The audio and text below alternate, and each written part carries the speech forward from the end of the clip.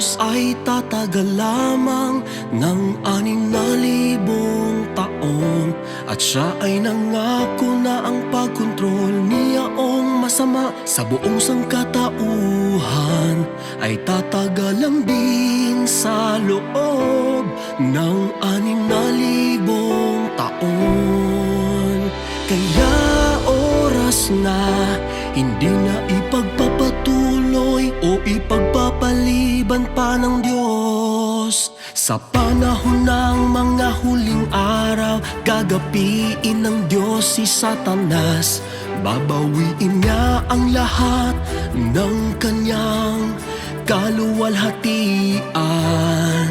At babawiin niya ang lahat ng kaluluwa sa lupa na kabilang sa kanya, upang itong mga kaluluwang naghihinagpis ay maaaring makawala sa dagat ng pagdurusa. At sa gayon, matatapos na ang kanyang buong gawain sa lupa. Simula sa araw na ito, hindi na kailanman magkakatawang tao ang Diyos sa lupa. At hindi na muling gagawa pa sa lupa ang kanyang espiritu na may kataas-taasang kapangyarihan sa lahat. Lilikhain na lang muli ng Diyos ang sangkatauhan sa lupa. Isang sangkatauhan na ginawang banal at siyang kanyang tapat na lungsod sa lupa. Alamin ninyo na hindi wawasakin ng Diyos ang buong mundo. Hindi rin niya lilipulin ang buong sangkatauhan. Iingatan ng Diyos yaong natitirang ikatlong bahagi, ang ikatlong bahaging nagmamahal sa Kanya at lubusan niyang nalupig. At sila ay Kanyang gagawing mabunga at pararamihin sa lupa, kagaya ng ginawa ng mga Israelita sa ilalim ng kautusan.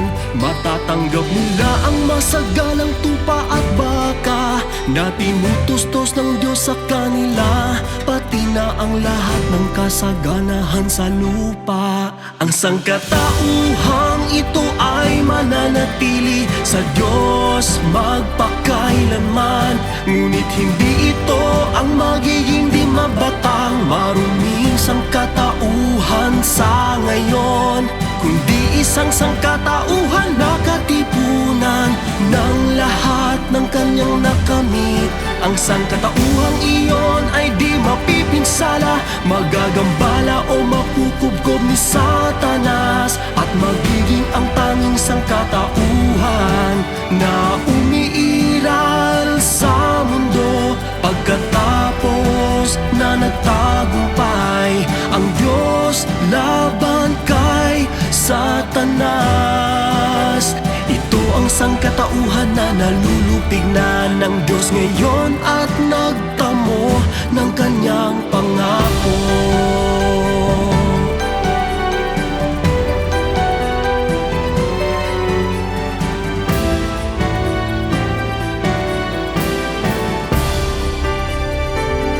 Sangkatauhan na nalulupig sa panahon ng mga huling araw ay siya ring sangkatauhan na matitira at magtatamo ng walang hanggang mga pagpapala ng Diyos. Ito ang tanging magiging patunay ng tagumpay ng Diyos laban kay Satanas, at ang tanging mga nasamsam sa kanyang pakikipaglaban kay Satanas.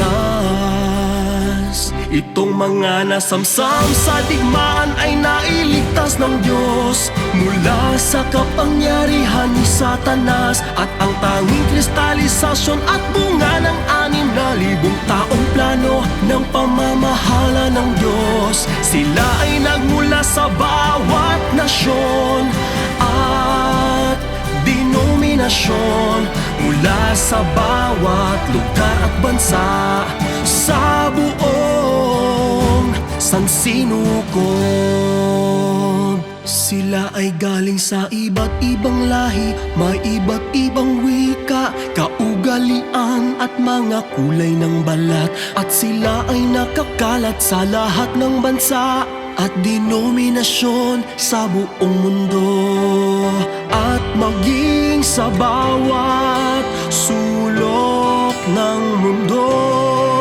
Sa huli sila ay magsasama-sama upang buuin ang isang ganap na sangkatauhan, isang pagtitipo ng tao na hindi kayang abutin ng mga puwersa ni Satanas.